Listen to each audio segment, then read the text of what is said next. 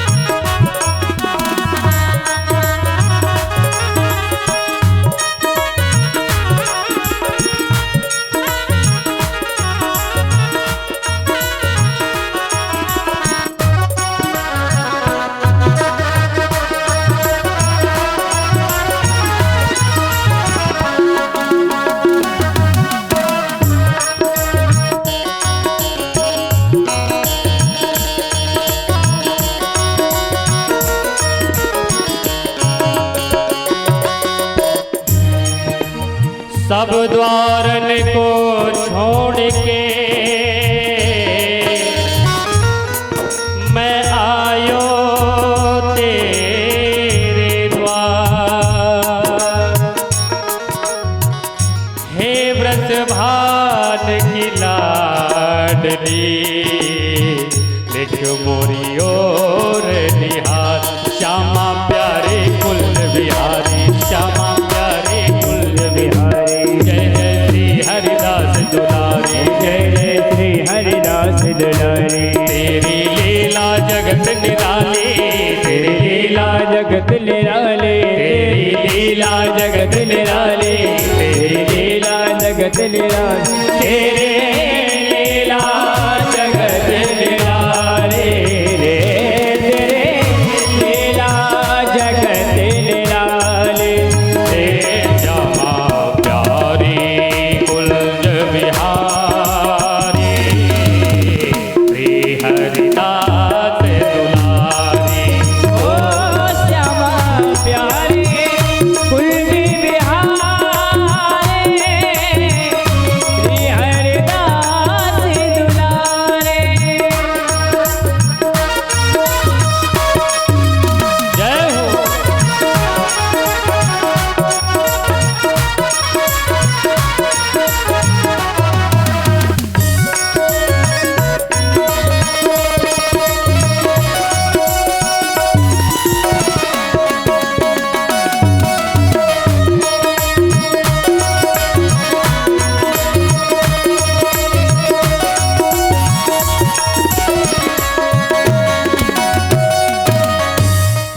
जय राधे राधे राधे गोविंद राधे। जय राधे राधे राधे गोविंद राधे। गोविंद राधे गोपाल राधे, गोविंद राधे गोपाल राधे। जय राधे राधे राधे गोविंद राधे। जय राधे राधे राधे गोविंद राधे। जय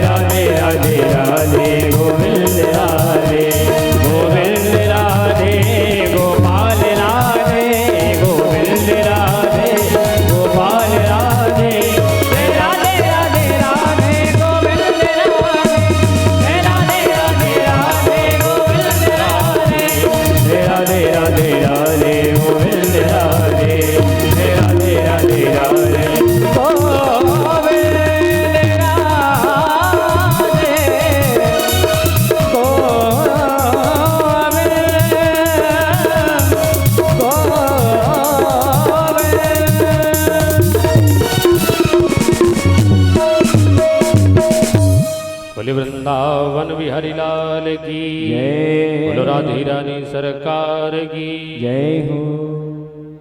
मंदाकिनी का पावन तट जहां पर ऊंचे आसन पर विराजमान है सूत जी महाराज 88,000 सौनकादिक महात्माओं को श्रीमद् भागवत की बड़ी ही पतित पावनी कथाओं का रसास्वादन करा रहे हैं। कल सायंकालीन वेला में आप सभी भक्तों ने परम पूज्य परमादरणीय गुरुदेव भगवान की अमृतमयी वाणी के द्वारा श्रवण किया कि भगवान की कथा के प्रभाव से भक्ति के जो बूढ़े पड़े थे पुत्र ज्ञान और वैराग्य तरुण हो गए और भक्ति नाचती गाती हुई जहां कथा हो रही थी, सनकादिक महात्मा जहां पर कथा सुना रहे थे वहीं आ गए।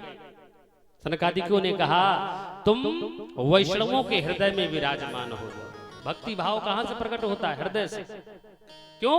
भक्ति हृदय में बैठ गई, वही निवास स्थान है। इसके बाद महाराज आगे कथा सुनाई है और क्या कहा है? ये मानवा वापकृतस्तु सर्वदा सदा दुराचार रता विमार्गगा क्रोधाग्निदग्धा कुटिलाश्च कामिनः सप्ताह यज्ञे न कलो पुनन्ति ते। ये मानवा पाप कृतस्तु सर्वदा, ऐसे मानो, ऐसे जीव जिन्होंने अपने जीवन काल में केवल पाप ही पाप, कोई पुण्य का काम उनसे नहीं हुआ, और वो भी यदि सप्ताह विधान को श्रवण कर लेते हैं तो उनका भी मोक्ष हो जाता है। सप्ताह यज्ञेन कलौ पुनन्ति, इस कलयुग में भी वो मुक्त हो जाता है। और क्या कहा है? पंचोग्र पापा छल छिद्मकारिणा क्रूरा पिशाचा इव निर्दयाश्चय। वैसे तो सारे ही पाप खराब, लेकिन उन पापों में भी 5 बड़े ही उग्र पाप हैं। पंचोग्र पाप। उग्र पाप कितने हैं? 5, बहुत कठोर, जिनसे मुक्त होना भी साधारण संभव नहीं है। कौन कौन से? पहली बात, गाय की हत्या करने वाला, गौ हत्या करने वाला उग्र पाप है। दूसरा, दूसरे का मांस भक्षण करने वाला उग्र पाप है। तीसरा, मद्यपान करने वाला। चौथा, सुवर्ण की चोरी करने वाला। और 5वां है पर स्त्री गमन करने वाला, दूसरे की स्त्री का हरण करने वाला। ये 5 पाप करने वाला भी यदि भागवत की कथा में आ जाए तो उसका उद्धार हो जाता है। महाराज, ये दंभिका मत शरणोप हिंसका, जो हिंसक है, जो दूसरे की सदैव निंदा किया करते हैं, जिनका स्वभाव तामसी है, और वो भी यदि कथा में आ जाए तो उनका उद्धार हो जाता है। सूत जी कथा सुना रहे थे, सौनकादिक ऋषियों ने कहा महाराज कोई उदाहरण है कि इतना महान पापी रहा हो कथा सुनने से जिसका उद्धार हो गया? तो कहा उदाहरण है। कथा सुनाना प्रारंभ किया। कौन सी कथा है? व्यास जी ने लिखा है तुंगभद्रास्तटे पूर्वम अभूत पतनमुत्तमम्। महाराज, तुंगभद्रा नाम की नदी है, उसके तट पर एक नगर बसा हुआ है। कौन सा? उत्तम नगर नाम है। और उस नगर के अंदर चारों वर्णों के लोग निवास करते हैं। यत्र वर्णः सुधर्मेण सत्य सतकर्म तत्परः। चारों वर्णों के लोग निवास करते हैं, अपने अपने कर्म धर्म का सब पालन करते हैं। उसी नगर में एक ब्राह्मण रहते हैं। कौन से? आत्मदेव नाम के। आत्मदेव नाम के एक ब्राह्मण निवास करते हैं। ऐसे वैसे नहीं है, सभी वेदों में निष्णात हैं, माने सभी वेदों को जानने वाले हैं। द्वितीय इव भास्कर, सूर्य के समान तेजस्वी ब्राह्मण हैं आत्मदेव। ऐसे निवास करते। ब्राह्मण तो आत्मदेव है, लेकिन जो इनकी पत्नी उनका क्या नाम है? धुंधुली। तत्प्रिया धुंधुली स्मृता। धुंधुली नाम है पत्नी का। विरोधी जोड़ा है, पति आत्मदेव है और देवी जी धुंधुली आत्मदेव किसे कहा जाता है? जिसकी आत्मा में देवत्व आ जाए, जब आपके अंदर के जो विचार हैं वो शुद्ध हो जाए, आप आत्मदेव हैं। और धुंधुली किसको कहा जाता है? धुंधम लाती दिशा धुंधुली, धुंध माने अंधकार, जिसके मन में अज्ञानता रूपी अंधकार भरा हुआ है उसे धुंधुली कहा जाता है। ये विरोधी जोड़ा है। साथ में रहते रहते बहुत दिन बीत गए। पंडित जी को अपना कर्म करते हुए बहुत समय बीता है, लेकिन कोई संतान नहीं हुई। तो ब्राह्मण के मन में एक भाव आया है कि हमारी चौथी अवस्था लगने को हुई है, महाराज अभी तक कोई संतान नहीं हुई। तो मन में एक भाव आया है, संतान ना अब हो सकती है, और ये आत्मदेव ने जान लिया, संतान ना अब हो सकती है, ये आत्मदेव ने जान लिया।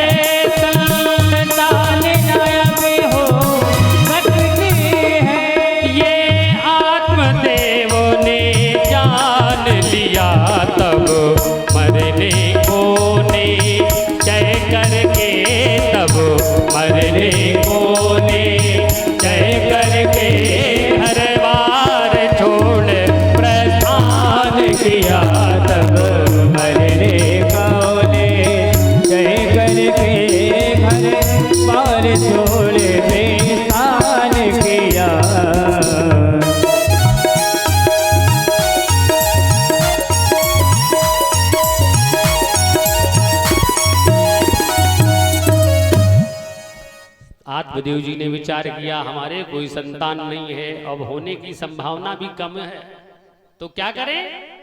वन में चले गए। और वन में पहुंचे हैं तो क्या हुआ, चलते चलते थक गए। एक सरोवर के पास बैठ गए और बैठ करके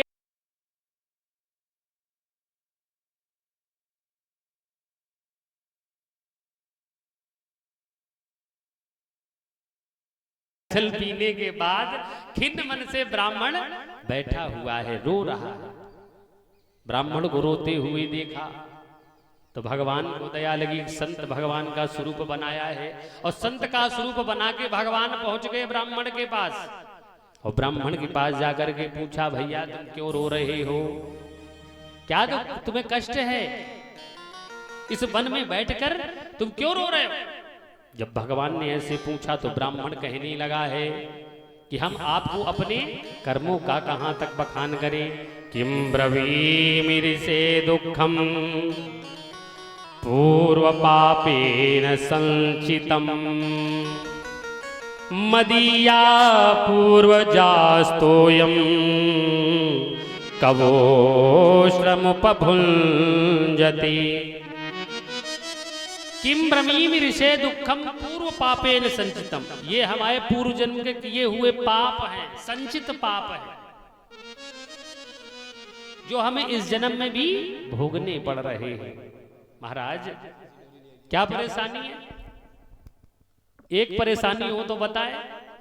संत भगवान ने पूछा क्या परेशानी? तो ब्राह्मण ने कहा परेशानी ही परेशानी। महाराज कथा सुनाई है क्या? मद्दत्तम नैव गृह्णन्ति प्रीत्या देवा दुजातया। हमारे द्वारा दिया हुआ दान ब्राह्मण ग्रहण नहीं करते। हम पुरखों को जल देते हैं तो हमारे द्वारा दिया हुआ जल हमारे पुरखे ग्रहण नहीं करते हैं। और यदि हमारे द्वारा कोई गाय पाली जाए तो उस गाय ने कभी बछड़े को जन्म नहीं दिया, बच्चे को जन्म नहीं दिया, वो बांझ हो जाती है। पाल्यते या मया धेनु सा बंध्या सर्वथा भवे। गाय पाल लेते तो उसने कभी बच्चे को जन्म नहीं दिया। यो मया रोपितो वृक्षा सा बंधत्तुमाश्रय। यदि हमारे द्वारा कोई वृक्ष रोपित किया जाता, लगाया जाता है, तो उस वृक्ष में कभी फल तो बहुत दूर की बात है, फूल भी नहीं आया। इतना अभागा हूं मैं। संत भगवान ने कहा तो क्या चाहते हो? एक पुत्र चाहता हूं। संत भगवान से कहा एक पुत्र चाहता हूं, क्योंकि हमने सुना है जिनके पुत्र नहीं होते उन्हें नरक में जाना पड़ता है। पू नाम है नरक का। पुत्र का अर्थ क्या होता है? पू नाम नरकस त्रायते इति पुत्रा। पू नाम है नरक का, जो नरक से तार दे उसी को पुत्र कहा जाता है। संत भगवान ने कहा बेटा पुत्र की आशा मत करो। क्यों? यदि पुत्र सुपुत्र हो जाए तब तो ठीक है, सुपुत्र हो जाए तब तो ठीक है, और यदि कपूत हो जाए तो कुपुत्रो दुखदायका। यदि कपूत हो जाए तो एक नहीं कई पीढ़ियों को नरक में ले जाता। इसलिए पुत्र की आशा छोड़ दो। संत भगवान ने कहा ब्राह्मण से, जैसे पछुआ के चलने से अब बादल छितराए जाते हैं, जैसे पछुआ के चलने से बादल छितराए जाते हैं।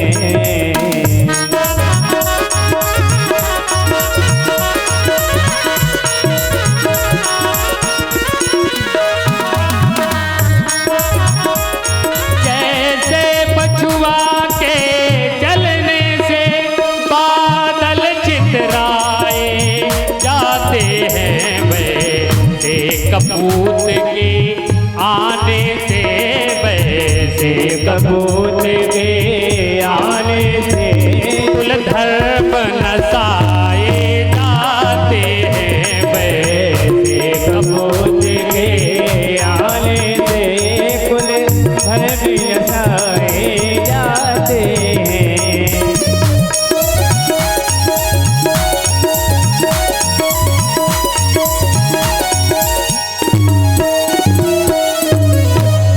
संत भगवान ने कहा पुत्र की आशा मत करो, सुपुत्र हो जाए तब ठीक, नहीं तो तुम्हारे पूरे परिवार को महाराज नरक में ले जाएगा। और वैसे भी गृहस्थ में कष्ट ही कष्ट है, सन्यास आश्रम ग्रहण करो। ब्राह्मण से जैसे इतना कहा सन्यास आश्रम ग्रहण करो, ब्राह्मण ने कहा हम सन्यास नहीं ग्रहण करेंगे। क्यों? ब्राह्मण ने कहा है गृहस्थो सरसो लोके सन्यासो शुष्क एवहि। गृहस्थो सरसो लोके, गृहस्थ आश्रम सरस होता है, पत्नी होती, बच्चे होते, बच्चों का विवाह होता है, पौत्र होते, उनके साथ समय बड़ा अच्छा कट जाता है। और सन्यास आश्रम सूखा आश्रम, घर छोड़ के बाहर रहो, मिल जाए तो भोजन करो, नहीं तो जय सीताराम। इसलिए हमें सन्यासी नहीं बनना है। पुत्र चाहिए, और पुत्र नहीं हुआ तो आपके सामने भी प्राण छोड़ दूंगा। संत भगवान से जैसे ही ब्राह्मण ने इतना कहा, संत भगवान ने कहा बेटा कितनी बार मरोगे, कितनी बार प्राण छोड़ोगे? ब्राह्मण ने कहा क्या मतलब? बोले तुम्हारे मस्तक की रेखाओं को हमने पढ़ लिया है। तदभालाक्षरमालायां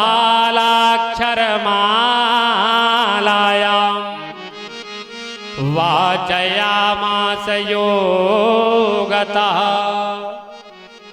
सप्त जन्मावधि तव पुत्रो नैव च नैव च। अरे एक जन्म की कौन कहे, 7 जन्मों तक तुम्हारे कोई पुत्र नहीं है, कितनी बार मरोगे? जैसे ही संत भगवान ने इतना कहा, अब तो ब्राह्मण फूट फूट के रोने लगा, हट कर गया। संत भगवान ने जाना कि मानेगा नहीं, तो एक फल लिया है, फल लेके दे दिया और कहा ये फल अपनी पत्नी को खिला देना, तुम्हारे यहाँ बहुत ही दिव्य निर्मल पुत्र होगा। सारे नियम बता दिए। क्या क्या नियम है? सत्यम शौचम दयादानम एक वक्तम तु भोजनम। सत्य बोलना होगा, पवित्रता रखनी होगी, जीवों पर दया करनी होगी, और एक बार भोजन कर, एक वक्तम तु भोजनम। यदि तुम्हारी पत्नी ने ऐसे नियम करे तो तुम्हारे यहाँ बड़ा ही निर्मल पुत्र होगा। फल दे दिया ब्राह्मण, घर में लेकर के आए, धुंधुली को कथा सुनाई और फल धुंधुली को दे दिया कि फल खाओ, तुम्हारे बड़ा ही निर्मल पुत्र होगा। ब्राह्मण बेचारे सीधे साधे थे, फल दे के चले गए। लेकिन जो धुंधुली है ये तो उल्टा है, इसने फल खाया नहीं और फल लेके कहां गई? अपनी महाराज सखियों के पास बैठी है जाके और कह रही है हम ये फल नहीं खाना चाहती हैं। अहो चिंता ममोत्पन्ना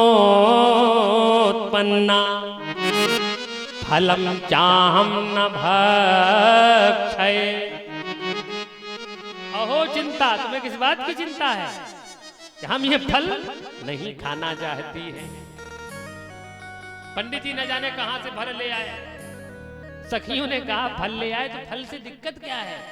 बोले यदि फल खा लिया तो क्या होगा? फल भक्षेण गर्भास्यात्, फल खाने से गर्भ हो जाएगा और गर्भ होगा तो गर्भेणोदरवृद्धिता।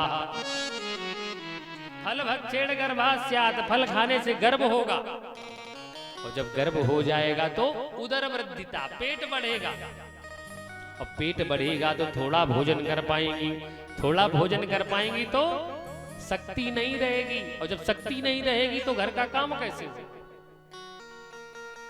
देखो तर्क अच्छा होता है, कुतर्क अच्छा नहीं होता। ये कुतर्क कर रही कि फल खाएंगे तो ये होगा फिर वो हो जाएगा। अरे वे खाया नहीं है, पहले की बातें करना प्रारंभ कर दिया है। स्त्रियों ने कहा अरे सबसे काम घर का हो जाता, हमने भी किया है, तुमसे भी हो जाएगा। महाराज क्या हुआ? उसने कहा इतनी चिंता नहीं है और भी परेशानी है। क्या परेशानी है?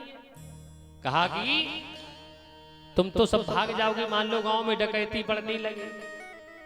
धुंधुली ने क्या कहा?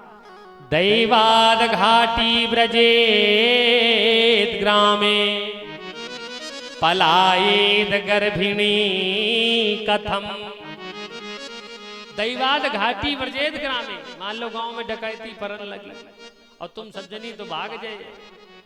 धुंधुली कहती हम गर्भिणी होने के कारण भाग नहीं पाएंगी तो हमें मरना पड़ेगा। स्त्रियों ने कहा कहां डकैती पड़ रही, कहां डाकू आ रहा है? बोले ना ना इतनी बात नहीं है, और भी परेशानी है। त्रियक चेदागतो गर्भो तदा में मरणम भवेत। त्रियक चेदागतो गर्भो तदा में मरणम भवेत। तो यदि ये बालक गर्भ में तिर्यक हो गया, तिर्यक माने तिरछा हो गया, यदि ये बालक गर्भ में तिरछा हो गया तो भी हमें मरना पड़ेगा। और गांव में आग लग गई, मान लो गांव में यदि आग लग गई तो तुम सब तो भाग जाओगी लेकिन हम भाग नहीं पाएंगे, हमें मरना पड़ेगा। क्योंकि हमने सुना है कि जिसको भी फल होता है उसे मरना ही पड़ता है। फल लागत बांस और सुखाए गयो, फल लागत कदली काटी गई, फल लागत वेश्या मलिन भई, और फल लागत बिच्छू की जान गई। जिसे भी फल हुआ है उसे मरना। जब बांस के में फल लग जाता है तो बांस सूख जाता है, सूख जाता है, आप सब तो जानते हैं। ऐसे ही जब केले के पेड़ में फल लग जाता है तो केले को काट दिया जाता है। फल लागत कदली काटी गई, फल लागत वेश्या मलिन भई, फल लागत बिच्छू की जान। महाराज जब बिच्छू को फल हो जाता है तो बच्चे का जन्म होता कैसे? बिच्छू का पेट फटता है। जो बच्चे होते हैं माँ का मांस खा के आगे बढ़ते हैं, पहले वहीं खाते उसके बाद आगे बढ़ते, तो बिच्छू को मरना पड़ता है। इसलिए हमने सुना है जिनको भी फल हुआ है उन्हें मरना पड़ा, हम ये फल खाना नहीं चाहती है। सखियां थी, उन्होंने कहा जो तुम्हारे मन में आओ तुम करो। वो चली गई, धुंधली फल लेके बैठी, इतने में बहन का आना हुआ। इसकी बहन आ गई, बहन ने पूछा दीदी बड़ी उदास बैठी हो, क्या बात है? सारी कथा सुनाई कि हमारे पंडित जी ना जाने कहां से ये फल लेके आए हैं और हम फल खाना नहीं चाहते। बहन बड़ी होशियार थी, बहन ने कहा तुम फल नहीं खाओ। बहन ने विचार किया कि इसके बालक हो गया तो इसकी जो संपत्ति है वो हमें नहीं मिलेगी। तो बहन से क्या कह दिया, तुम्हारा बेटा हमारा बेटा और हमारा बेटा तुम्हारा बेटा, हमारे गर्भ है, हम 6 महीने बाद कह देंगे हमारा गर्भ नष्ट हो गया, जब बालक होगा तुम्हें दे देंगे और परीक्षा के लिए फल गाय को खिला दो। महाराज सारी योजना बन गई, फल गाय को खिला दिया गया। समय बीता, जब बच्चे का जन्म हुआ इसकी बहन के, तो बहन ने आकर बच्चा दिया। धुंधुली ने पंडित जी से कहा, आत्मदेव जी से, महाराज पुत्र हुआ है। पंडित जी सीधे साचे थे, मान गए, बहुत दान दिया, जाति कर्म संस्कार कराए, नामकरण करने लगे हैं कि हमारा नाम आत्मदेव तो हमारे बेटे का नाम परमात्मा। धुंधुली ने कहा अच्छा, 9 महीने इसको हमने अपने गर्भ में रखा, ना जाने कितने कष्टों को सहा, नाम तुम्हारे नाम पे हो जाएगा, इसका नाम मेरे नाम पर होगा। हमारा नाम धुंधुली तो हमारे बेटे का नाम धुंधकारी, धुंधकारी नाम रख दिया है। 3 महीने बीते, व्यास जी ने भागवत में लिखा है क्या, त्रिमासे निर्गते चाथ साधेनो सुसुवेर्भकम्। 3 महीने बीतने के बाद जो गाय को फल खिलाया था, उस गाय के भी बच्चे का जन्म हुआ है। महाराज कैसा बच्चा है, सर्वांग सुंदरम दिव्यम निर्मलम कनक प्रभम। सभी अंग सुंदर है, मनुष्य के जैसे, केवल जो कान है वो गाय के जैसे। अब तो आत्मदेव जी बड़े मगन, भगवान की महती कृपा, कहां तो एक भी बालक नहीं था, अब तो हमारी गायों के भी बालकों का जन्म हो रहा है। पंडित जी जान नहीं पाए कि वही फल का प्रभाव है। सारे कर्म स्वयं किए हैं, कान देखकर गाय के जैसे नाम रख दिया है क्या, गोकर्णम तम सुतम दृष्ट्वा गोकर्ण नाम चाकरो। गाय के जैसे कान देखकर गोकर्ण नाम चाकरो, गोकर्ण नाम रख दिया है। अब दोनों बालक एक ही घर में पल रहे, बड़े हो रहे, एक जैसी व्यवस्था, एक जैसा वातावरण, लेकिन दोनों के कर्म अलग अलग हो गए हैं। व्यास जी ने लिखा है क्या, कियत कालेन तो जातो तरुणो तनया वितिः गोकर्णः पंडितो ज्ञानी धुंधकारी महाखला। महाराज गोकर्ण भैया तो पंडित हो गए, लेकिन जो धुंधकारी है महान दुष्ट हुआ, धुंधकारी महाखला। जब ये छोटे ही था तो छोटे छोटे बच्चों को ले जाके कुएं में धक्का दे देता। कोई अंधा व्यक्ति थी, मार्ग पूछता है तो कुएं के पास खड़ा कर देता, सीधे चले जाओ बाबा, कुएं में गिरा देता है। ये वही कथा है, एक जैसी व्यवस्था, व्यवस्था में कोई कमी नहीं है। पिता अपने पुत्रों में कभी भेद नहीं करता, चाहे एक हो चाहे 4 हो, कितने भी, व्यवस्था में कोई भेद नहीं करता, लेकिन स्वभाव अलग अलग है। गोस्वामी बाबा ने लिखा है, महाराज क्या कहा, उपजहि एक संग जग माहे, उपजहि एक संग जग माहे।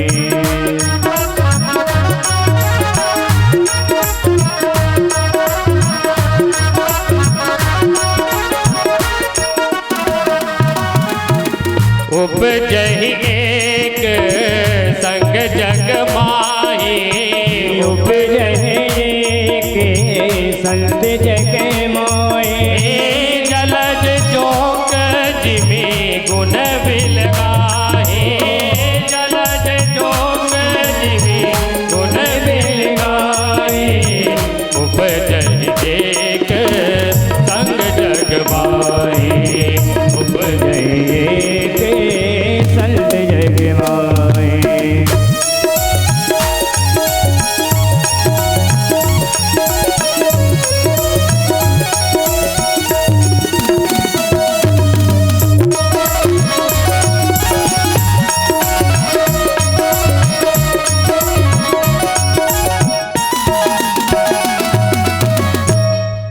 उपजहि एक संग जग माही। दोनों एक ही जगह से संसार में उत्पन्न होते हैं। कौन? जलज जोंक जिमि गुण बिलगाही। वहीं से पैदा होता है कमल का फूल। जलज माने कमल का फूल। और वहीं से पैदा होती है जो पानी में ही पैदा होते हैं, लेकिन दोनों के कर्म अलग अलग है। कमल का फूल कितना बढ़िया होता, भगवान पे चढ़ाया जाता। जोंक का काम क्या? आप सभी जानते हैं, दूसरे का खून चूसती है, ये जोंक का काम है। ऐसे ही एक ही जैसी व्यवस्था, एक जैसा वातावरण, लेकिन दोनों के स्वभाव कर्म अलग अलग हो गए। गोकर्ण भैया महान पंडित हो गए, धुंधकारी महान दुष्ट हुआ। महाराज स्नान नहीं करता, स्नान शौच क्रियाहीनो दुर्भक्षी क्रोध वर्धिता। क्रोधी स्वभाव का है, स्नान नहीं करता, कोई पवित्रता नहीं है। सबों को छू कराया, मुर्दे को छू कराया, ऐसे ही भोजन कर लेता। महाराज ऐसी स्थिति में क्या हुआ? चोरी करना प्रारंभ कर दिया। वेश्याओं की संगति में चला गया है। वेश्याओं की संगति में चला गया, पिता की गाड़ी कमाई वेश्याओं को लुटाने लगा। एक दिन पिताजी ने रोका। आत्मदेव जी कंजूस ब्राह्मण थे, एक एक पाई जोड़ जोड़ के रखी थी। और महाराज पिता की कमाई को जब लुटाने लगा तो पिताजी ने रोका, ये तुम क्या कर रहे हो? तो इसने पिताजी को मारा। व्यास जी ने लिखा है क्या? एकदा पितरो ताड्ये पात्राणि स्वयमाहरत। एकदा पितरौ ताड्ये, एक बार की बात है, इसने अपने पिताजी को ताड़ माने मारा। पिताजी से जो धन था वो छीन लिया। और जैसे धन गया, कंजूस आदमी उसका धन चला जाए तो इससे बड़ा कोई कष्ट नहीं होता। लिखा है, व्यास जी ने भागवत में लिखा, तत्पिता कृपणा प्रोच्चयी। तत्पिता माने आत्मदेव, कृपणा, कृपणा माने कंजूस। तत्पिता कृपणा प्रोच्चयी धनहीनो रुरोध। जैसे ही धन गया तो रोना प्रारंभ कर दिया। और रो रो के कहती है क्या? को गच्छामि को यास्यामि को मे दुखम व्यपोहै। अब हम कहां जाएं, क्या करें? आज हमें हमारे पुत्र ने मारा है। रो रहे थे पिताजी, इतने में गोकर्ण भैया का आना हुआ है। और गोकर्ण भैया ने आकर पिताजी से कहा, पिताजी क्यों रो रहे? आत्मदेव जी ने कहा, हमें हमारे पुत्र ने मारा, धुंधकारी ने हमें मारा। गोकर्ण भैया ने कहा, तुम्हारा कोई नहीं है, वो तुम्हारा बेटा ही नहीं है। ये संसार असार है, असारः खलु संसारो दुख रूपी विमोह का। सुतम कस्य धनम कस्य स्नेहवान ज्वलते निशम। ये संसार असार है, इसे तुम अपना मानते हो, तुम्हारा है नहीं, कुछ भी नहीं है। यहां जो भी रिश्ते हैं इस शरीर से है। गोकर्ण भैया ने क्या कहा? दुख रूपी विमोह का। जो भी रिश्ते हैं तुम्हें सुख देने के लिए कोई नहीं है, केवल तुम्हें दुख ही दुख देंगे। अब पुत्र से किसी को सुख नहीं मिला। गोकर्ण भैया जी क्या कह रहे हैं पिताजी से? पुत्र से किसी को सुख नहीं मिला है। न चेन्द्रस्य सुखम किंचित न सुखम चक्रवर्तिना।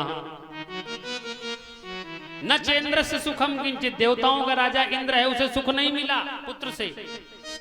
जयंत ने माता सीता के पैर में चोंच मारी थी और भागा था, इंद्र के पास भी गया। इंद्र ने कहा, हम तुम्हें बचा नहीं सकते।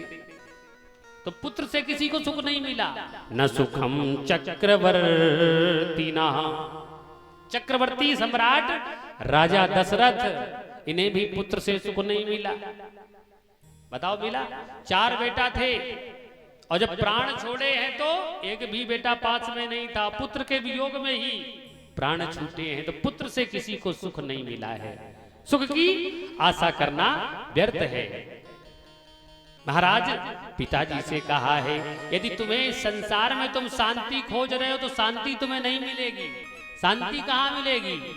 गोकर्ण भैया ने कहा, यदि तुम्हें शांति की इच्छा है, यदि तुम्हें शांति की इच्छा है तो सीधे वन को गमन करो। यदि तुम्हें शांति की इच्छा है तो सीधे वन को गमन करो।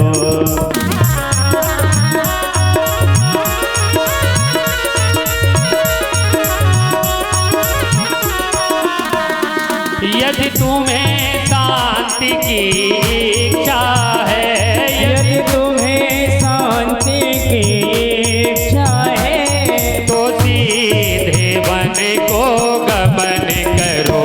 इसको छोड़ो मुझको छोड़ो, इसको छोड़ो मुझको छोड़ो, श्री रामचंद्र का भजन करो। इसको छोड़ो मुझको छोड़ो, प्रभु रामचंद्र का भजन करो।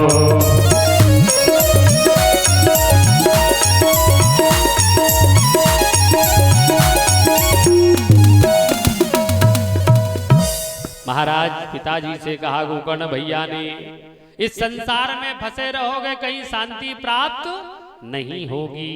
पश्यानिशं जगदिदं क्षणभंगनिष्ठं, वैराग्य राग रसिको भव भक्ति निष्ठा। इस संसार को कैसा समझना चाहिए? पश्य माने देखना, पश्यानिदम जगदिदम क्षणभंगनिष्ठ। ये संसार क्षणभंगुर है। आज तुम यहाँ बैठे कथा सुन रहे और अगले क्षण क्या होने वाला है तुम्हें कुछ नहीं पता। इस संसार को क्षणभंगुर मानकर जीवन यापन करना चाहिए कि अगले क्षण क्या होने वाला हमें नहीं पता। इंतजाम हम भले ही बनाते रहे, अब ये हो जाए उसके बाद फिर ये करेंगे, और बनाता ही है। सभी काम सभी का यही है कि वे इंतजाम हम बनाते रहते हैं कि ये हो जाए उसके बाद ये करेंगे, फिर वो हो जाए उसके बाद ये करेंगे। लेकिन होता वही है जो भगवान चाहते हैं। तुम्हारे साथ जाने वाला कुछ नहीं। पिताजी से क्या कहा? पिताजी, जिसके लिए तुम ये सारी व्यवस्थाएं करते हो, ये भी तुम्हारे साथ जाने वाला नहीं है। पिताजी से कहा, देहे स्तिमांस रुधिरे भिमतिम त्यजत्वम, जाया सुतादिषु सदा ममताम विमुंच। देहेस्ति, इस शरीर में क्या है? अस्थि माने हड्डी, मांस माने मांस, रुधिर माने खून। इस शरीर में तीन बातें हैं। देहेस्ति मांस रुधिरे भिमतिम त्यजत्वम। हड्डी मांस रुधिर का एक पिंड है, और इसे तुम क्या समझ रहे? तो ये हमारी निजी प्रॉपर्टी है, ये तुम्हारा नहीं है,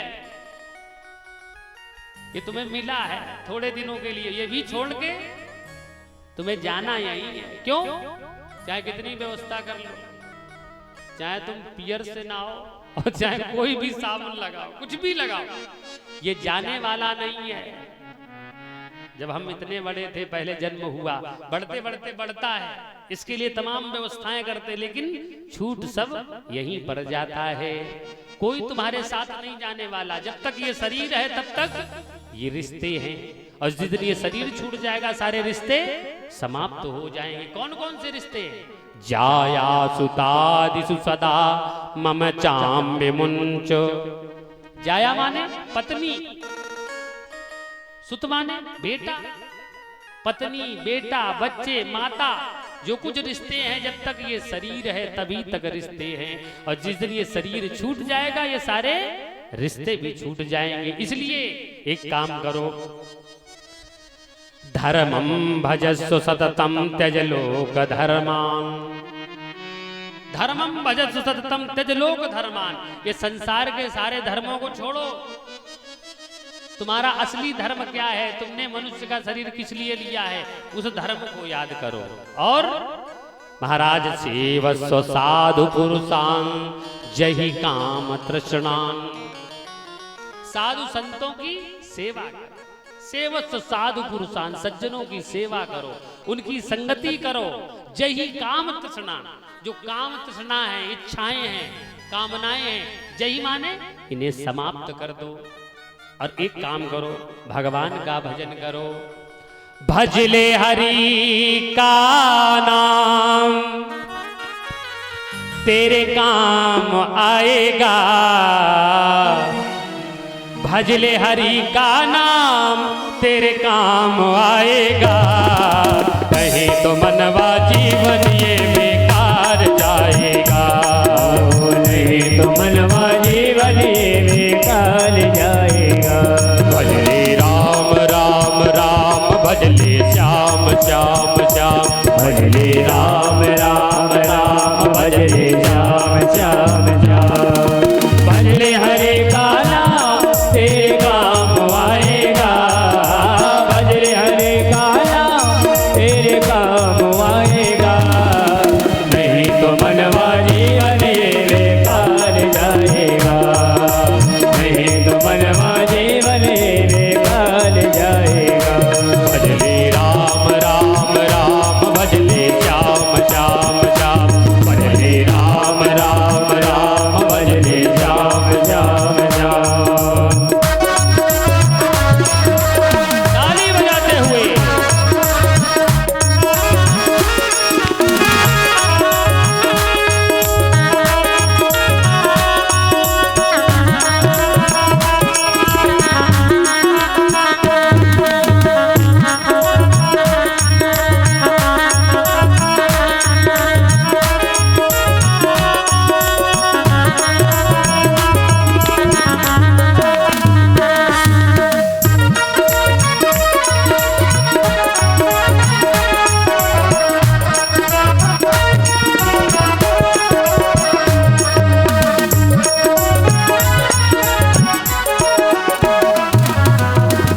जपा था शिव शंकर ने हो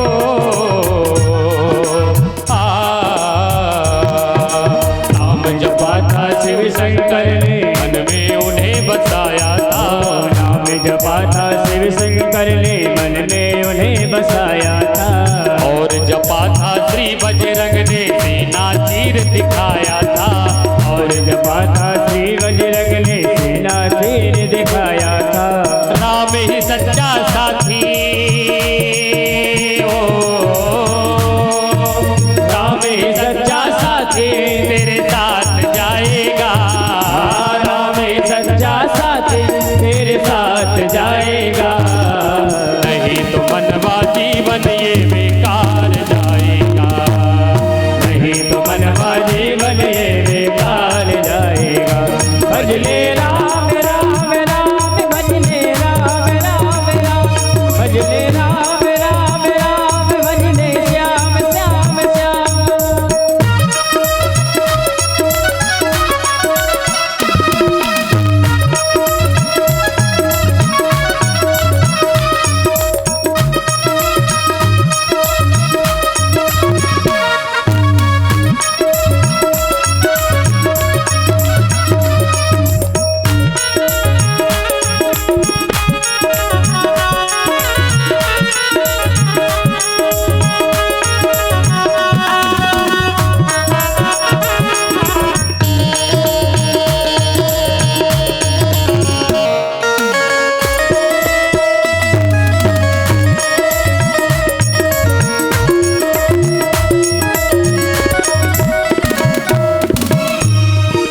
नाम जपत ही अहिल्या तर गई हो नाम जपत ही अहिल्या तर गई, मन में उन्हें बसाया था। नाम जपत ही अहिल्या तर गई, मन में उसे बसाया था। और तरे हैं श्री अजामिल, प्रभु राम को पाया था। और तरे हैं श्री अजामिल, प्रभु राम को पाया था। सुध बिंद माता पत्नी हो, सुध बिंद माता पत्नी कोई साथ न जाएगा, सुध बिंद माता पत्नी कोई साथ न जाएगा। नहीं तो मनवा जीवन ये बेकार जाएगा, ओ नहीं तो मनवा जीवन ये बेकार जाएगा।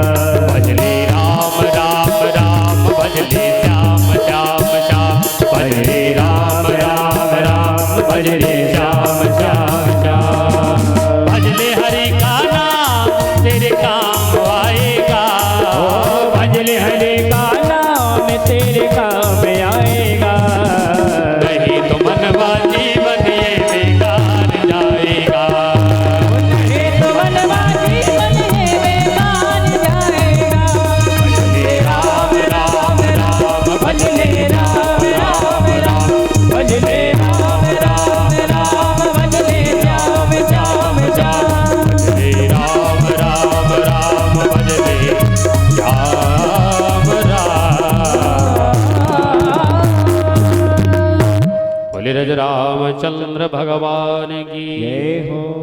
पिताजी को ज्ञान दिया गोकर्ण भैया ने कि तुम्हारा कोई नहीं।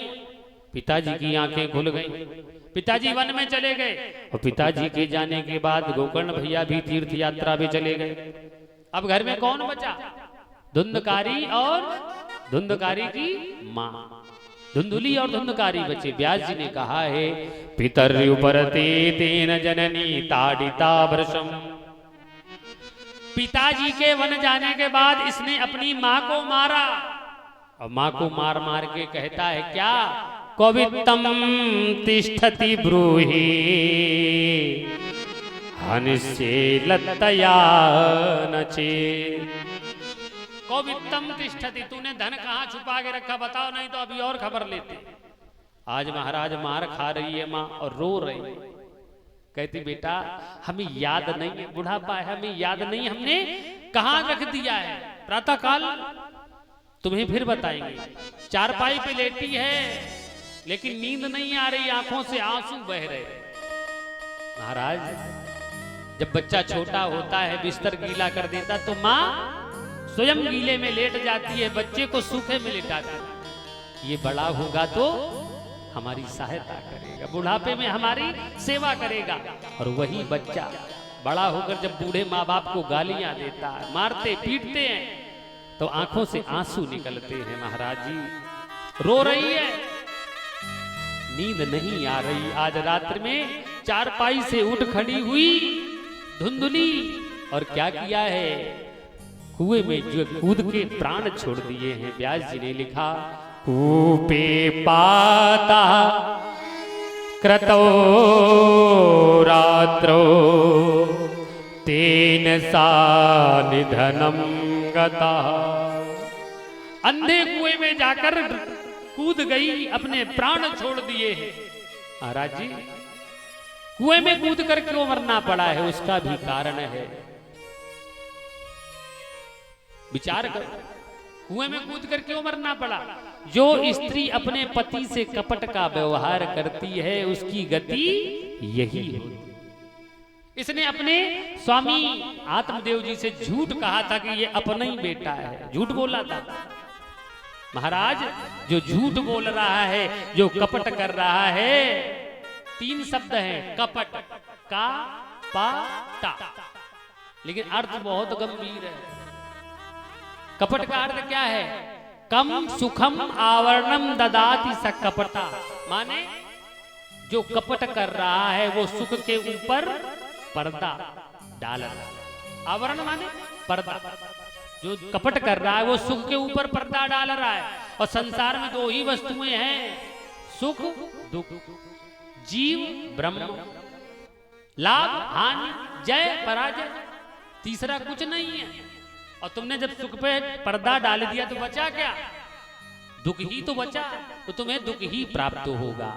इसलिए कभी कपट नहीं करना चाहिए, क्योंकि भगवान ने रामचरितमानस में भी कहा, बाबा जी ने, निर्मल मन जन तो मोहि पावा। निर्मल मन जन तो मोहि पावा।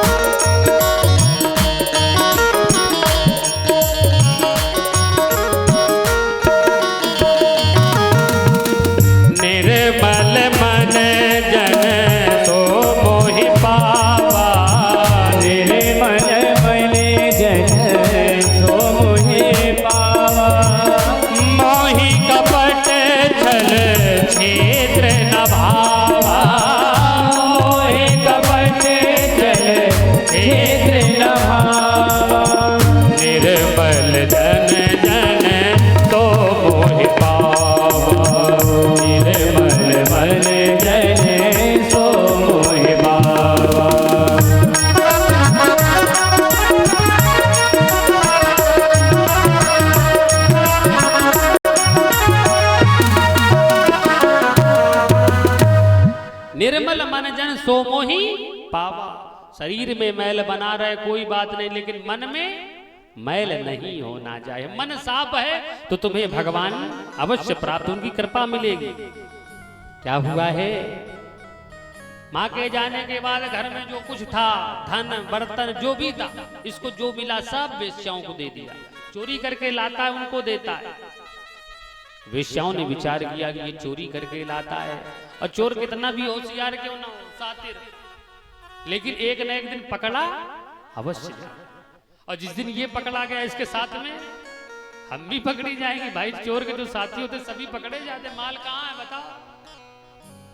तो विचार किया इसे क्या करना चाहिए, समाप्त कर देना चाहिए, क्योंकि इसके पास धन नहीं है, समाप्त कर देना चाहिए।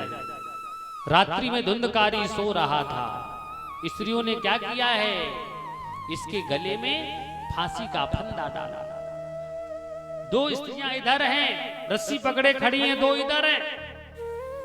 पांचवी ने विचार किया कि इतनी जल्दी प्राण नहीं निकलते, इतनी आसानी से प्राण नहीं निकलते, तो जब रस्सी खींची जाएगी तो ये चिल्लाएगा, मुंह फाड़ेगा। तो पांचवी वेश्या ने जलता हुआ अंगारा चैला ले लिया तो खड़ी हो गई। जैसे ही रस्सी को खींचा गया तो व्यास जी ने लिखा है, पासम कंठे निधायास्य तन्मृत्युमुपचक्रमो। पगले में फंदा डाला गया और खींचा है, तो इसने मुंह खोला। जैसे ही मुंह खोला, जो पांचवी वेश्या जलता हुआ अंगारा लिए खड़ी थी, इसके मुख में रख दिया है। तो व्यास जी ने क्या कहा, तप्तांगार तमोवास तन मुखे ही विचेक्षिपो अग्नि ज्वालाति दुखेन व्याकुलो निधनम गता। तप्तांगार समूह, जलता हुआ अंगारा इसके मुख में रखा, अग्नि ज्वाला के कारण ये हाथ पैर पटकता रहा। महाराज प्राणांत हो गया। साहसी स्त्रियों ने क्या किया, साहसी स्त्रियों ने वही घर में गड्ढा खोद के दबा दिया है, और महाराज किसी को पता भी नहीं चला कि धुंधकारी कहां चला गया। धुंधकारी का प्राणांत हो गया, किसी को मालूम नहीं। अब कोई भला आदमी हो तो लोग पूछते हैं, गांव के लोग, महती कृपा आप सभी की, संत भगवान हमारे कथा में पधारे, आप सभी को अनुग्रहित करने के लिए आए हैं। क्यों? संतों का दर्शन हो जाए तो कृपा हो जाती है। महाराज पाप कट जाते हैं, इसलिए ये बहुत आवश्यक है। संतों की कृपा ऐसी ही प्राप्त होती, जब आप सत्संग में जाएंगे तभी तो दर्शन प्राप्त होगा। बोलो गोविंद भगवान की। धुंधकारी का प्राणांत हो गया, किसी को पता नहीं चला। गोकर्ण भैया तीर्थ यात्रा में गए हुए थे, सूचना मिली कि हमारे परिवार में कोई नहीं बचा। तो जहां भी जाते हैं पिंडदान तर्पण श्राद्ध करते हैं। क्या हुआ है महाराज,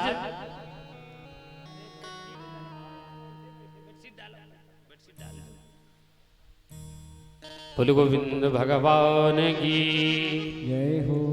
तो जहां भी जाते हैं तर्पण करते, श्राद्ध करते।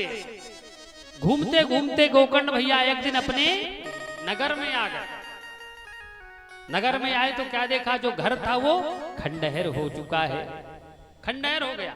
और जो संत स्वभाव के होते वो द्वार द्वार पर नहीं जाते, वहीं अपने ही खंडहर में लेट गए, अपने ही मकान में लेट गए। हुआ क्या, जैसे ही धुंधकारी ने जाना कि गोकर्ण भैया का आगमन हो चुका है, तो क्या किया, रूप बना बना करके दिखाने लगा है। धुंधकारी आ गया, प्रेत योनि में चला गया था। तो कैसे रूप बनाता है, व्यास जी ने लिखा, सकर्न में सा सकृत हस्ती सकृच्च महिषो भवद सकृतिंद्रा सकर्चाग्नि पुनश्च पुरुषो भवत। कभी ये इंद्र बन जाता है, कभी घोड़ा बन जाता है, कभी मेढ़ा बन जाता है, कभी अग्नि बन जाता है। रूप बना बना कर दिखा रहा है। गोकर्ण भैया को डराने का प्रयास किया, लेकिन गोकर्ण भैया डरे नहीं।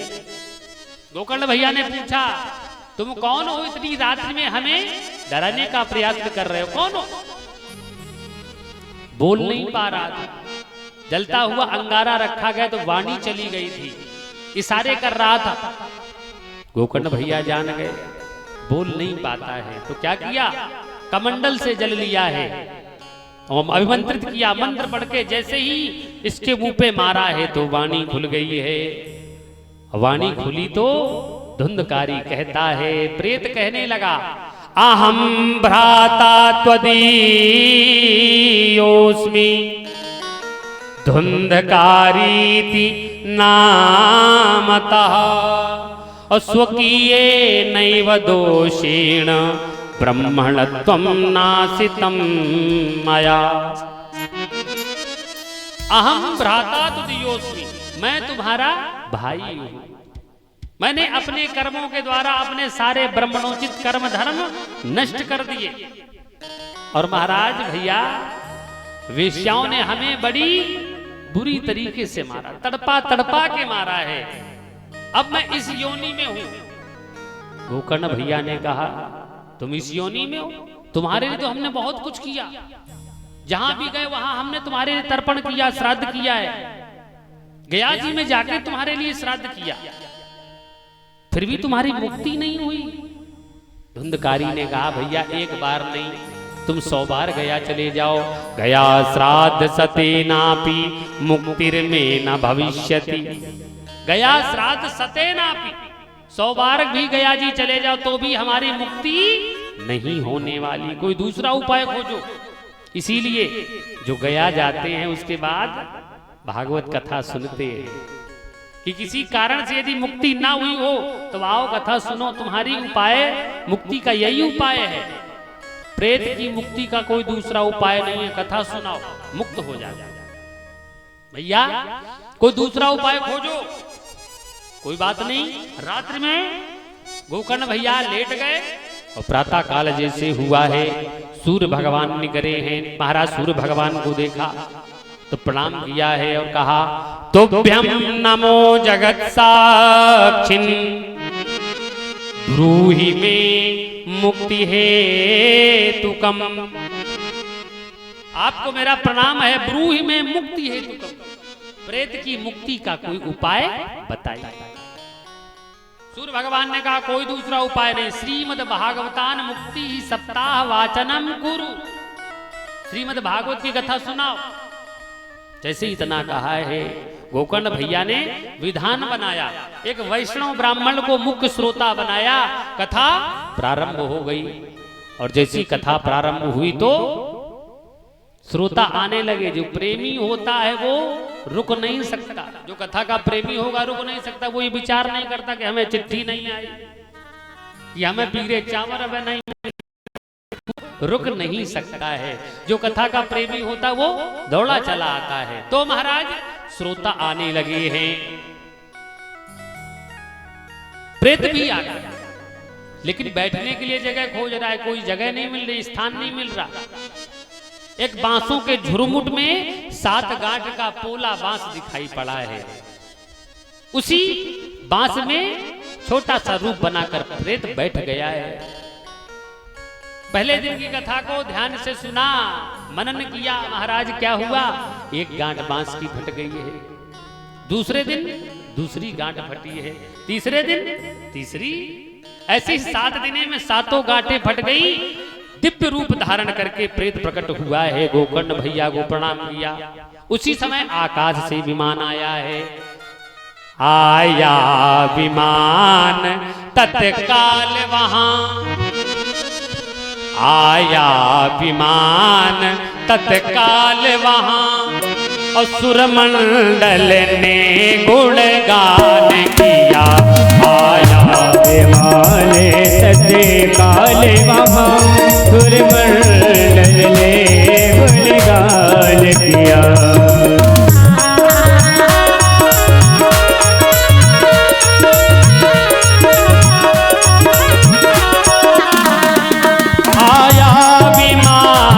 तत्काल वहां, आया विमान तत्काल वहां, सुरमंडल ने गुणगान किया। वो तक भी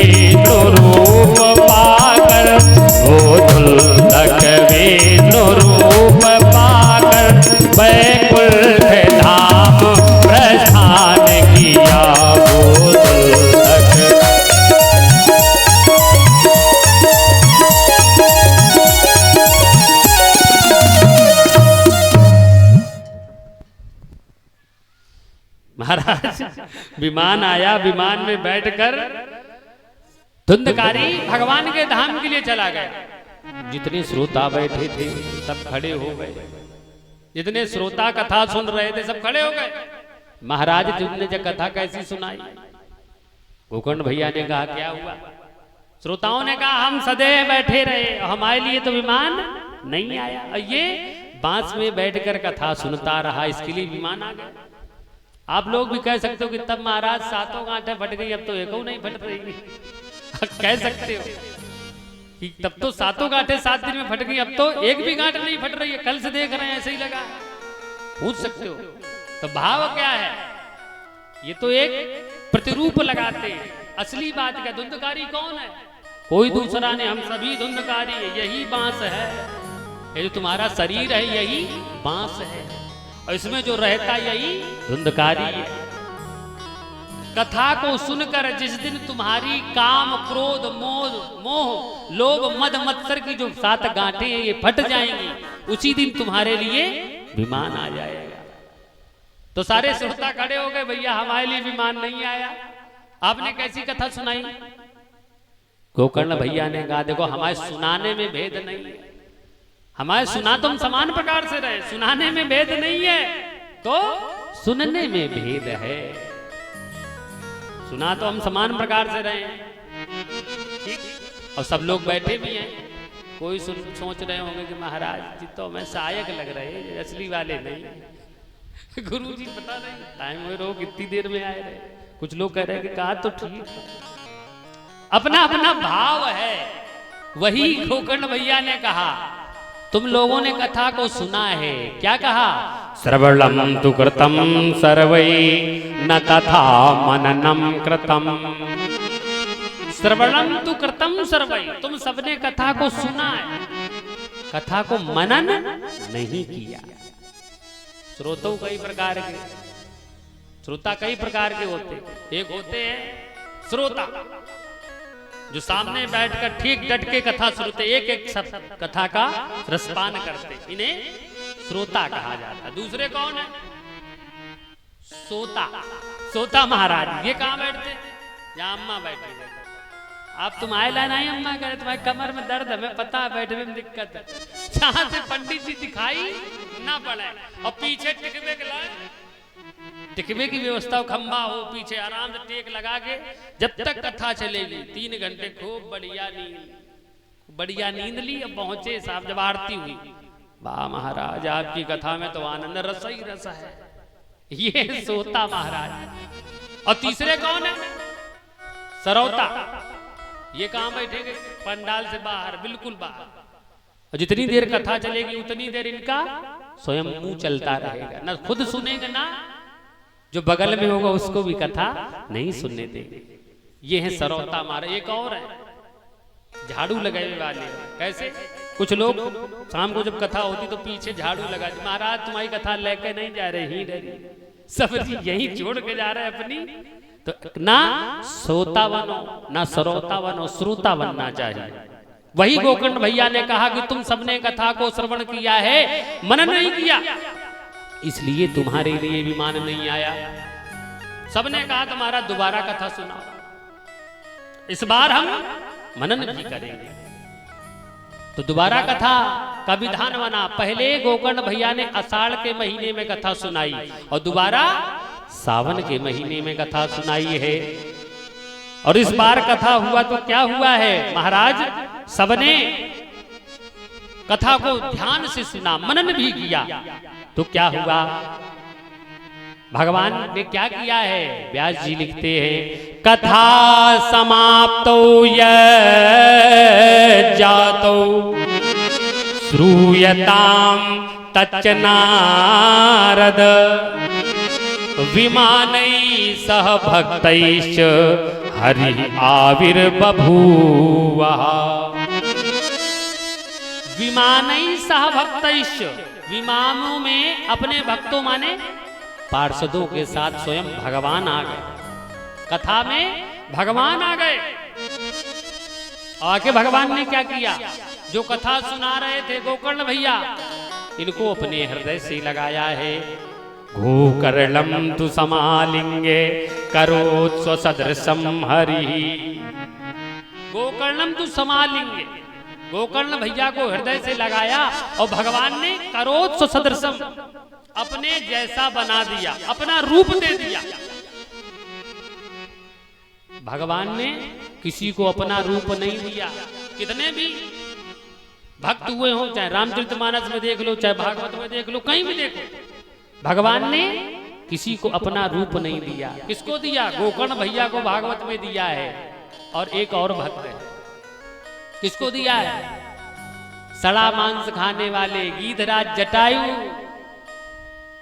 इनको भगवान ने अपना रूप दिया है।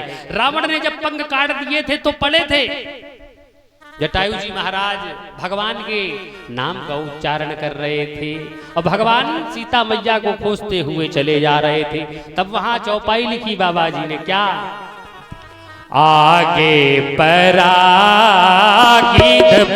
देखा, आगे परागीधपति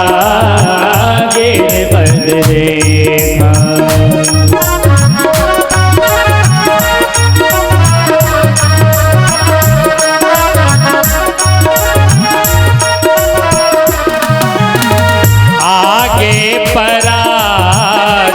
पति देखा, आगे परागीधपति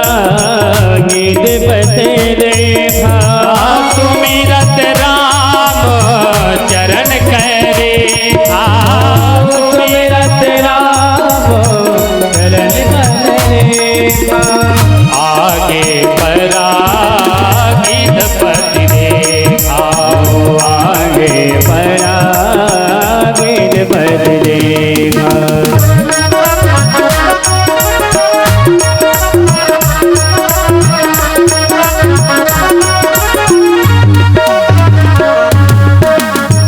भगवान खोजते हुए जा रहे थे तो क्या देखा? आगे परागीधपति देखा, जटायु जी को देखा। तो प्रभु श्री राम ने क्या किया है? गोद में उठाया है। गीध को गोद में राख दयानिधि, नयन सरोजन में भरी बारी। और 12 बार समारथ पंख, जटायु की धूल जटान सोजारी। भगवान ने जटायु जी को गोद में उठाया और महाराज अपनी जटाओं से धूल झाड़ी, आंखों में अश्रुधार लेके भगवान झाड़ रहे और कहते हैं, दादा हम तुम्हें स्वस्थ कर दे, तुम्हें हम ठीक कर दे, बताओ।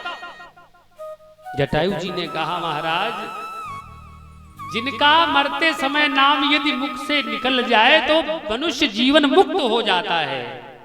अब वो हमारे सामने खड़े हैं। जाकर नाम मरत मुख आवा और अधम मुकुति होई श्रुति गा। अधम से अधम जीव हो उसकी भी मुक्ति हो जाती है। ऐसे वो राम, ऐसे वो परमात्मा हमारे सामने खड़े हैं। तो महाराज क्या लिखा वहां पर? सोमम लोचन गोचर आगे, राखो नाथ देह के खाओगे। अब हमें जीवित रह के क्या करना है? योगी जिनका नाम जपते रहते जीवन भर उनके चरणों की धूल नहीं पाते, वो राम मेरे सामने खड़ा, अब इस जीवन का क्या करना है? महाराज हमें कुछ नहीं चाहिए। भगवान ने कहा तो वरदान मांग लो यदि ठीक नहीं होना। जटायु जी से कहा वरदान मांग लो। मांगो वरदान गीधराज बिछुरती बार, और देगो सब हार ये राम रुचि तुम्हारी में। तुम जाना ही चाहे तो वरदान मांग लो। भगवान ने इतना कहा। गीधराज ने बड़ी सुंदर बात कही। भगवान से कहा, क्या कहा जटायु जी ने? देंगे कहा आप, पास रहा क्या? देंगे कहा आप क्या दे सकते हैं? आपके पास कुछ है नहीं। क्यों? देखूं महाराज को विराग वेशधारी में। अरे तुम खुद ही वैरागी बने घूम रहे हो, तुम्हारे पास है क्या? भगवान ने कहा तुम शायद हमें पहचान नहीं पाए। भगवान ने जटायु जी से क्या कहा? जानते नहीं हो अवधेश हूँ रमेश हूँ मैं, और अखिल भुवनेश बैकुंठ का बिहारी मैं। तुम भूल गए, हमें पहचान नहीं पाए। अवधेश माने अयोध्यापति राम, हम रमेश लक्ष्मीपति हम, अखिल भुवनेश बैकुंठ का बिहारी मैं। ये सारा संसार हमारे अधीन है, बैकुंठाधिपति मैं, तो हमें पहचान नहीं पाए। जटायु जी ने कहा महाराज तुम हाओ नहीं कि तुम थे। क्यों? आपने क्या किया है? गोद ले लिया है और यही कृत्य को प्रभु जी आते, आपकी संपत्ति को भयो अधिकारी में। गीधराज ने क्या कहा? आपने हमें अपनी गोद में लिया, और जो गोद लिया जाता है उसके नाम गोदनामा पहले ही लिख जा। जो तुम्हारी प्रॉपर्टी थी वो सब हमारी हो चुकी, अब बताओ तुम्हारे पास क्या? भगवान को जवाब नहीं आया। उसी समय गीधराज जी ने शरीर छोड़ा है, शरीर छोड़ा और क्या किया? क्या गोस्वामी बाबा ने लिखा, गीध देह तज धरि हरि रूपा अभूषण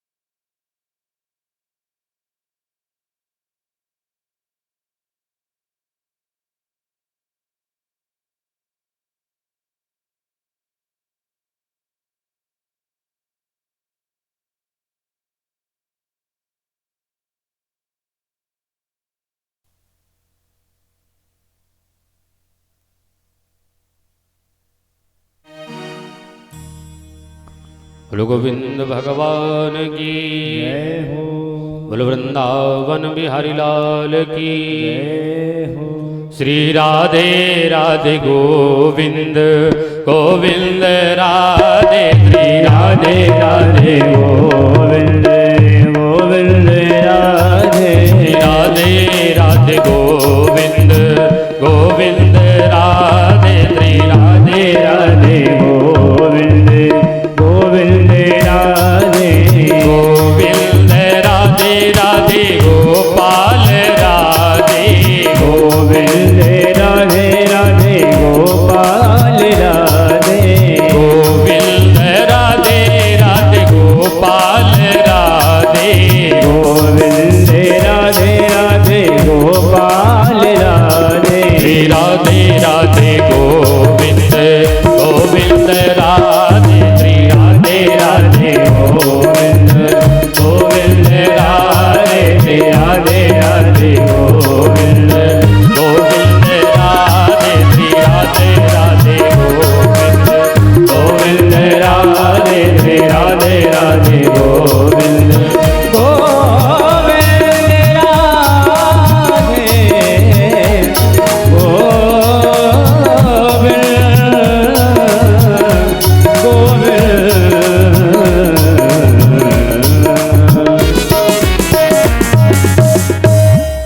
वृंदावन बिहारी लाल की जय हो।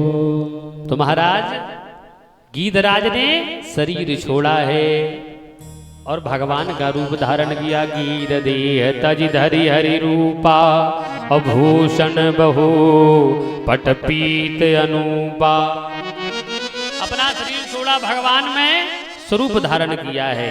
वहां गीधराज जी को अपना शरीर दिया, स्वरूप दिया, और यहाँ पर भगवान ने गोकर्ण भैया को स्वरूप दिया है। सबको विमान में बैठा के ले गए भगवान अपने धाम। महाराज सूत जी कहते हैं उस कथा का हम तुम्हें कहां तक बखान करें। ब्रूमोत्र ते किम फल वृंदमोज्ज्वलम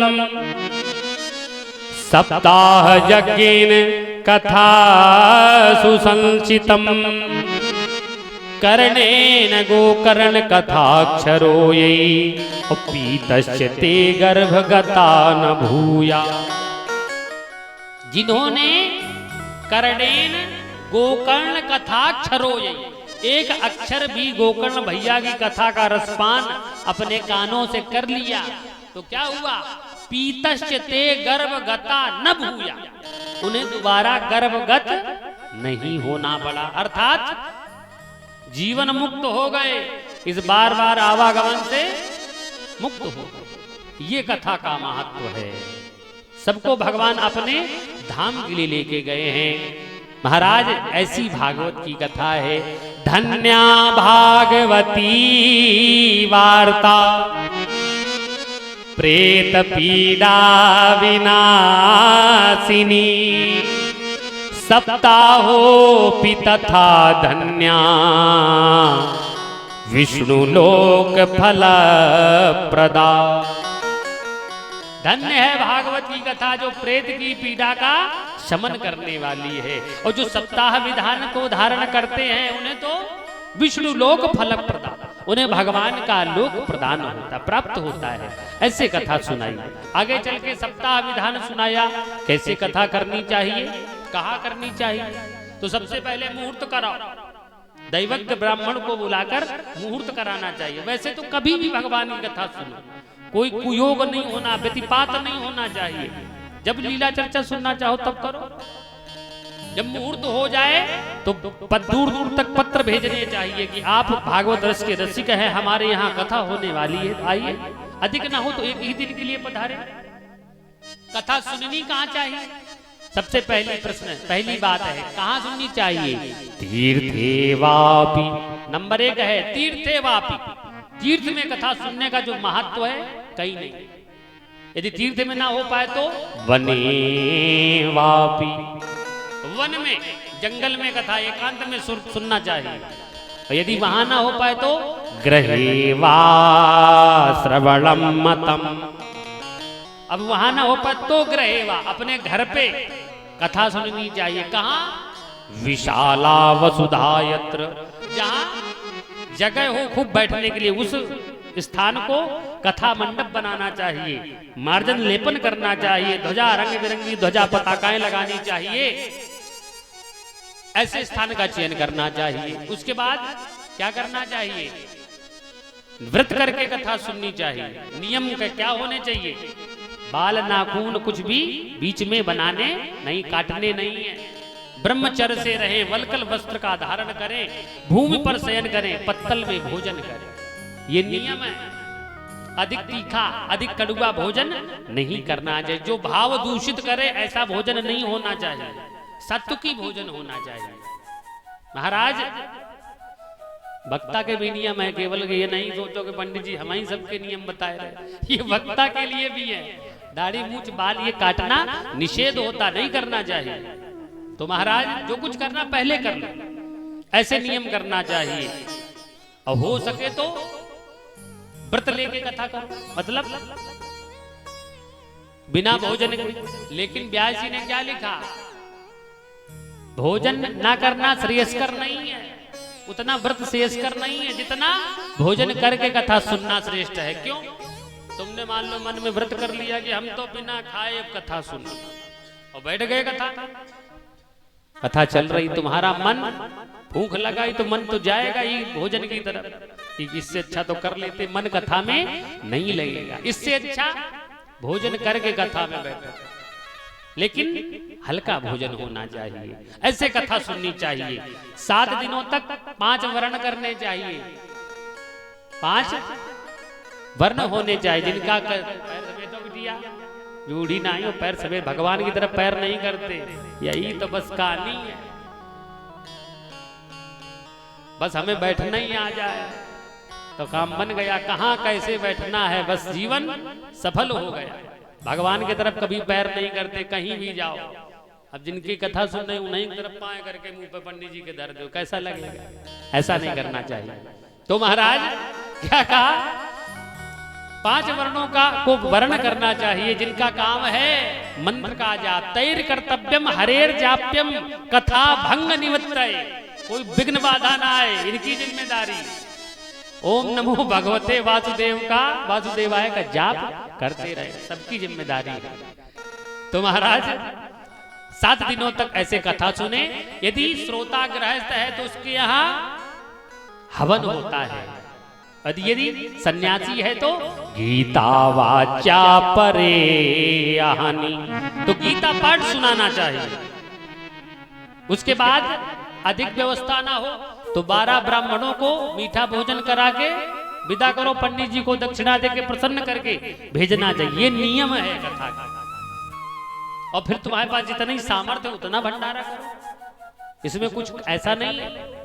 ऐसे नियम बताए हैं। आगे चल के सुखदेव भगवान के जन्म की कथा सुनाई कि सुखदेव भगवान का जन्म हुआ है और जन्म होते ही परिव्राजक हो गए। यम प्रव्रजल्दमनुपेतमपेत कृत्यम द्वैपायनो विरह कातरया जुहाव पुत्रेदि तन्मयतया तरवे विनेदु तम सर्वभूत हृदयम मुनिमानतोस्मि। सुखदेव भगवान जन्म होते ही परिव्राजक हो गए। व्यास जी पीछे पीछे भागते रहे, सुखदेव भगवान चले गए, व्यास जी लौट के आ गए, रुके नहीं, व्यास जी लौट के अपने आश्रम पर आ गए। नारद जी का आना हुआ, नारद जी ने व्यास जी से पूछा है क्या, पाराशर्य महाभाग भवतः कच्चिदात्मनः परितुष्यत शारीर आत्मा मानस एव च। पराशर महाभाग, हे पराशर नंदन, तुम्हारा मन बड़ा ही चिंतातुर लग रहा है, कारण क्या है? उसी समय व्यास जी ने कहा कि हमारे मन में शांति नहीं हो रही, हमारे मन में शांति नहीं हो रही। हमने 17 पुराणों की रचना करी, फिर भी हमारे मन को शांति नहीं मिल रही। नारद जी ने कहा बस यही तुम्हारी समस्या है, तुम्हारे मन में ये अहंकार है कि हमने 17 पुराण लिखे, बस यही अहंकार के कारण आपको शांति नहीं मिली। और क्या लिखा? व्यास जी ने कहा हमने महाभारत लिखा। अच्छा, महाभारत लिखा, तो महाभारत में तो मारकाट भरा पड़ा है, शांति कहां से मिलेगी? यदि तुम्हें शांति चाहिए तो भगवान का चरित्र लिखो, भगवान का गुणानुवाद लिखो। नारद जी ने अपनी कथा सुनाई पूर्व जन्म की, नारद जी चले गए। व्यास जी ने नदी में स्नान किया है, सरस्वती नदी में स्नान किया, और स्नान करके महाराज बैठे हैं तो भागवत की भागीरथी प्रवाहित होने लगी। श्लोक बन बन के निकल रहे हैं, व्यास जी बोल रहे हैं, गणेश जी लिख रहे हैं।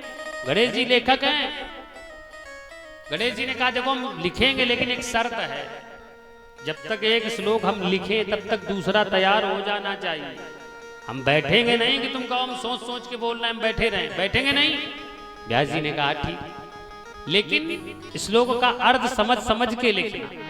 गणेश जी लिखते गए, व्यास जी बोलते गए, भागवत की संहिता बन के तैयार हुई। तो इसमें भी पहले कुछ अंश महाभारत का लिखा, भागवत में भी पहले अंश लिखा। क्या है?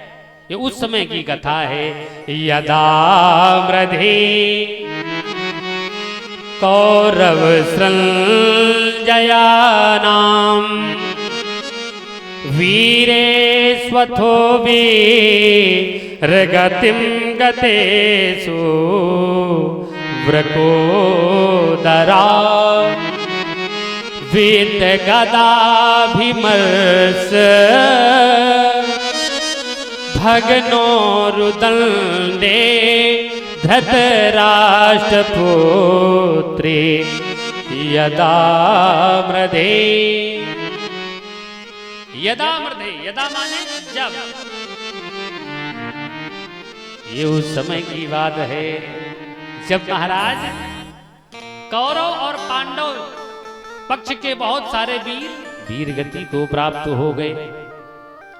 भीम की गदा के प्रहार से दुर्योधन की जंघा टूट गई है, असहाय पड़ा है। चील कौवे इसे मरा जान के नोच नोच कर खा रहे, भगाते भगाते थक गया। उस समय द्रोणाचार्य का पुत्र है अश्वत्थामा। अश्वत्थामा आया है, भैया हम तुम्हारी क्या सहायता कर सकते हैं? दुर्योधन ने कहा भैया हमें किसी बात का कष्ट नहीं है, हम 100 भाई थे और 100 में आज एक भी जीवित नहीं है, और हमारा शत्रु 5 भाई था, 5 में एक भी मर जाता तो हमारे मन को संतोष हो जाता, मन को संतोष मिल जाता। कोई भी नहीं मरा। आज ऐसे कथा सुना रहे हैं। इसी बीच परम पूज्य परमादरणीय गुरुदेव भगवान का आगमन हो चुका है। सभी खड़े होकर गुरुदेव भगवान का अभिवादन करेंगे। बोले गुरुदेव भगवान की जय हो।